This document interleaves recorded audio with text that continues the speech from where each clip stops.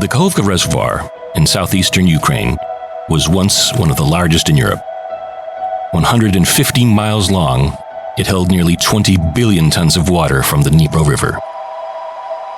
Then, on the morning of June 6, 2023, two explosions destroyed the hydroelectric dam, holding the water in place.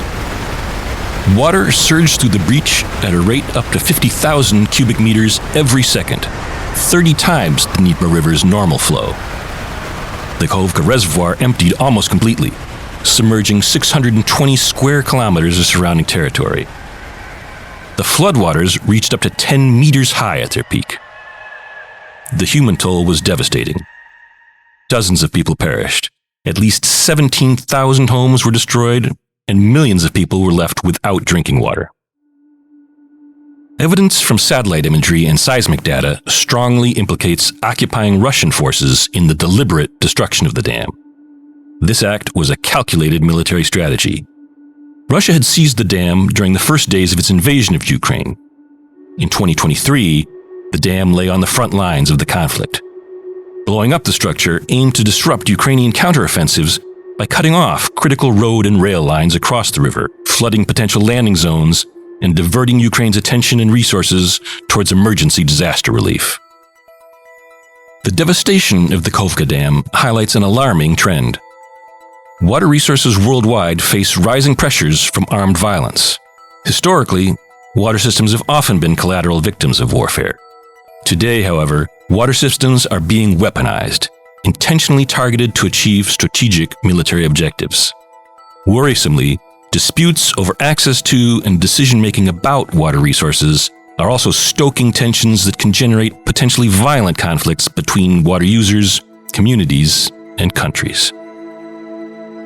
I'm David Michel, Senior Fellow for Water Security with the Global Food and Water Security Program at the Center for Strategic and International Studies.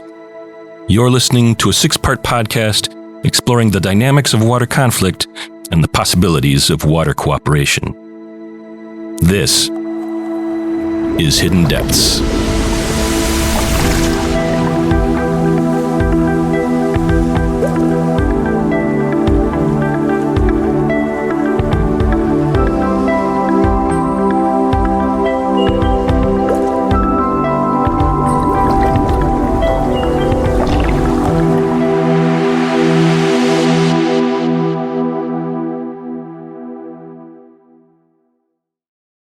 To understand the ramifications of the Kakhovka Dam's destruction, we first need to sketch out the concept and characteristics of water conflict, which has recurred in different forms across millennia. Since the 1980s, the Pacific Institute, a research organization in Oakland, California, has developed the Water Conflict Chronology, an online database now cataloging water conflict incidents dating back to 2500 BCE up to 2023. The Water Conflict Chronology is the largest open source database that addresses conflicts over water, violence associated with water, and it catalogs events in 3 groups: water as a trigger of conflict, water as a casualty or water systems as casualties of conflicts, and water or water systems used as weapons of conflicts. And at present, there are about 1,600 entries where violence was a factor, from large-scale interstate conflicts to very small-scale ones. Peter Gleick, Senior Fellow and co-founder of the Pacific Institute, highlights the latest data showing a rising wave of water-related violence in the 21st century, with 4 times more events occurring in 2012 to 2021 than were recorded for the years 2000 to 2011. 2023 alone witnessed 347 conflict incidents, 50% more than the previous year. One that's probably most important is a trend simply in the number of events. We've seen in the last couple of decades a very significant increase in recent years in the number of events that are in the conflict chronology database, in all 3 categories. One of the trends is when we see conflicts, we're seeing more explicit attacks on water and water infrastructure, more explicit targeting of civilian infrastructure in general. We've seen a significant increase where water or water systems have been targeted during violence, have been casualties of war. where the use of water as a weapon to either attack downstream communities or withhold water to downstream communities by controlling dams has become a very regular part of the violence we've seen, especially in Iraq and Syria and Yemen, and now, of course, in the Ukraine. Russian troops occupied the Kakhovka Dam on the second day of their full-scale invasion of Ukraine. Doug Weir, director of the Conflict and Environment Observatory, a charity and research institution registered in the UK, notes the calculated reason for Russia's wanting to control the dam. For it was a strategic crossing point of Dnipro, but it also gave them access to the water input for North Crimean Canal, which allowed water to go down to Crimea. That canal had been blocked off by Ukraine for a number of years, which had caused domestic political strife as far as Russian-backed authorities were concerned in Crimea, because it essentially had cut off most of the water. When Russian troops destroyed the dam, water supplies were cut off for many people while simultaneously flooding cities and farmland. I address everyone in the world for whom life is a value. Today, the Russian occupiers have committed the biggest crime of ecocide on the Ukrainian land. The deliberate destruction of the hydroelectric dam by terrorists looks the same from all corners of the world. For Africa, Europe, the United States, China, Australia, and India, man-made disasters are evil. Iryna Babanina, a Ukraine-based researcher with the Conflict and Environment Observatory, speaks to the significant economic and environmental impacts. Well, the ecological impacts of the dam breach can be split into two large categories. One is the actual flooding, and the other is dehydration. That is loss of immense amounts of water on which many cities and communities were acutely dependent. About 50 hotspots of pollution were identified. There were also oil terminals, oil transportation pipelines, the pesticide and fertilizer warehouses. The flooding also affected the water treatment and water purification facilities, and the number of destroyed housing and destroyed civilian structures is calculated by thousands. According to some estimates, it could be about 17,000 of houses which were affected. So the human impacts are immense and will continue, especially as the situation with drinking water is exacerbated in communities that are upstream and that were deprived of their primary source of water. The destruction of the Kakhovka Dam is probably the most well-known example of the weaponization of water systems during the conflict in Ukraine, but it was not the only one. Both sides have destroyed dams in order to obstruct military advances. We saw this in very early stages of the conflict with the Irpin Reservoir north of Kyiv, where areas were flooded to prevent Russian armoured columns coming south towards Kyiv. But we've also seen these huge impacts on populated areas linked to the intensive use of heavy explosive weapons. In the process of this, it creates a number of issues for water infrastructure through damage to pipeline, treatment works. It creates pollution risks from surface runoff from sort of pulverized building materials and other potentially hazardous materials facilities as well, because obviously water infrastructure is wholly dependent on electrical power, and particularly during the winter of 2022 we had this prolonged months-long campaign to destroy and disrupt energy infrastructure in Ukraine, which then had reverberating consequences for provision of water and water services. Babanina believes the increasing toll of these multiple impacts will lead to systemic damage to water systems. The considerable cumulative effect of all these factors is becoming more and more serious and more demanding. So after the destruction of Kakhovka Dam, about 1 million of people were left without drinking water. The problem is that the local sources of water are either scarce or polluted, or they can be used only for household purposes, not for drinking. Another problem is that the degradation of water infrastructure is really accelerated because of the lack of maintenance, because of the lack of staff who is either injured or conscripted to the army or had to relocate, and understaffing is a severe problem. The Kakhovka Reservoir also supplied water to 31 irrigation systems. Ukrainian authorities estimate it could take 7 years to restore irrigation flows, and that's only once the dam can be rebuilt.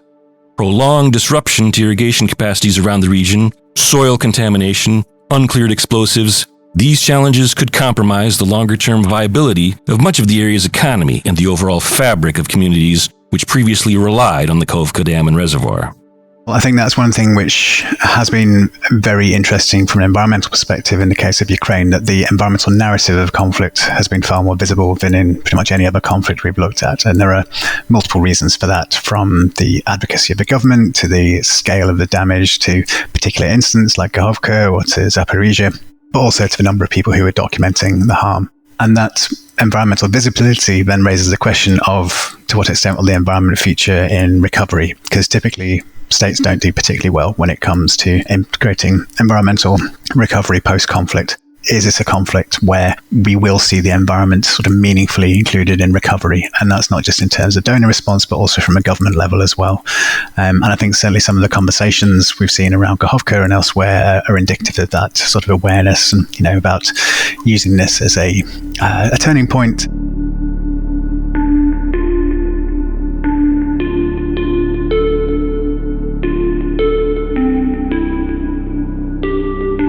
Whether or not environmental recovery from the Kakhovka Dam disaster will prove to be such a turning point remains to be seen. But Russia's attack on the dam represents another grim milestone in the growing history of water-related conflict.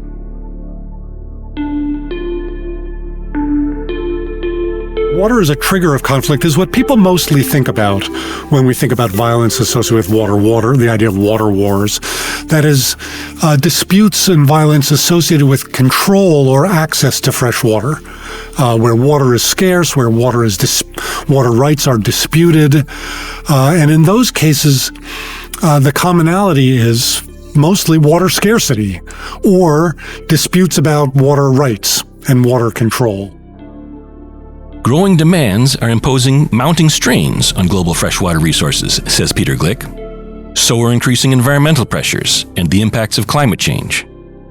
We have seen an increase in the scarcity of water triggering violence in sub-Saharan Africa and the Sahel, where growing populations and a limited amount of water has produced a lot of violence associated with access to land and water between pastoralists and nomads and farmers.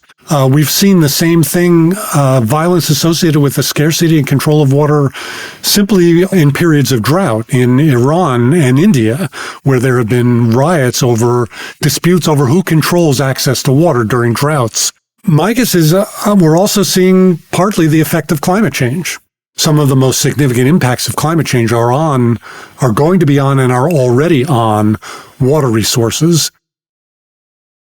The risks to the world's water resources are multifaceted, but so are the possibilities for countries and communities, policymakers, and water users to address these challenges and reduce tensions over shared resources. The good news is that there are a whole set of strategies, institutional strategies, economic strategies, technological strategies, political strategies for rolling back those risks, for reducing those risks. There's no single solution to these problems, just as there's no single cause for these kinds of conflicts. And so, for example, when conflicts over water are interstate, when they're over a river that's shared by two or more nations, there are diplomatic resources, there are international laws and agreements that can be applied. Many shared rivers, not all of them by any sense, but many shared rivers have agreements between the parties involved. So there's a strategy where we could negotiate agreements over shared rivers that have proven in the past to be effective at reducing conflicts, but where there are still no such agreements. Yet many of the populations most vulnerable to growing stresses on common water resources frequently lack the capacities and resources necessary to mitigate water insecurity risks.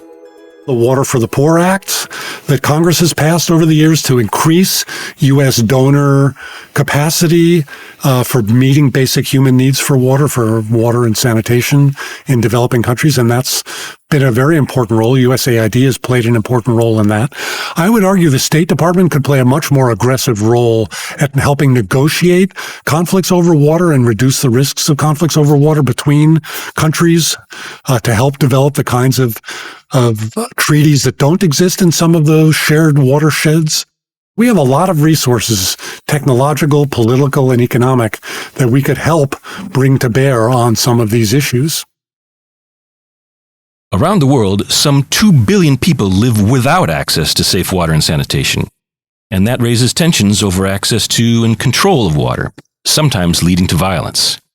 Many of the greatest challenges to peaceful and sustainable management of the world's shared water are challenges of collective governance. We know how to provide safe water and sanitation to everyone on the planet. We've just failed to do so. And that's an institutional failure. It's a failure to apply the technologies that we know exist, the economics that we know work, the institutions that could work. That's an institutional failure. So we need to do better at the institutional level. I do think there's a growing effort to address these problems. The Sustainable Development Goals of the UN, set in 2015 with targets for 2030, are a step in the right direction, but we're not adequately moving in that direction. I think we won't meet adequately the targets by 2030, but we could. And so partly it's education, partly it's pressure, it's partly a priority of communities and countries, and I would say the international organizations that are focused on water. All of those have a role to play. Governments and institutions worldwide increasingly recognize the vital importance of sustainably stewarding the world's freshwater resources. The World Economic Forum ranks water crises among the most likely and most impactful global risks of the coming decades. Policymakers from the European Union, the U.S. intelligence community, and the UN Security Council believe that water challenges could destabilize key countries, aggravate social disruptions in fragile states, and endanger global peace and prosperity. The value of water to modern communities is so high that water is now being seen as a strategic resource. It's increasingly critical in the future, I think, as climate changes, as water scarcity expands, as pressures on water increase. It's a problem that's big and it's not going away. With rising pressures and climbing demands for global water resources, water-related conflict risks pose significant challenges for water managers and water users around the world. In the next episode, we'll turn to the Horn of Africa and the Middle East to understand how both extremist groups and national governments have employed water resources and water infrastructure as weapons of ongoing civil wars. I'm David Michel with the Center for Strategic and International Studies Global Food and Water Security Program. Join us next time for Hidden Depths.